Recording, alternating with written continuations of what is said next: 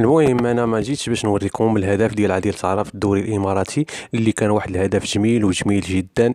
وحنا كنعرفوا كاملين عادل صعرة والقيمه ديالو من ناحيه المهارات الفنيه ديالو، حتى شي واحد ما كينكرها. ولكن اللي بغيتكم تصنتوا ليه هو هذا التعليق ديال هذا المذيع الاماراتي اللي علق بواحد الطريقه عجيبه وغريبه، حتى انني ما عرفش انا السبب على هذا التعليق هذا.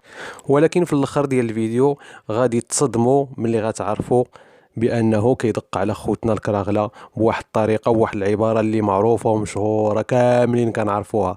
كملوا الفيديو حتى الاخر.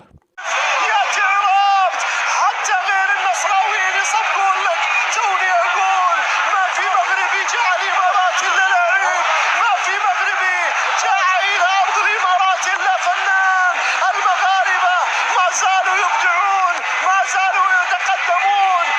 هذه تحتاج الى اعراب، الى وصف نحوي بليغ بالكلمات والاوصاف والمفردات. يا تعراب ما زالوا للنفس يعشمون.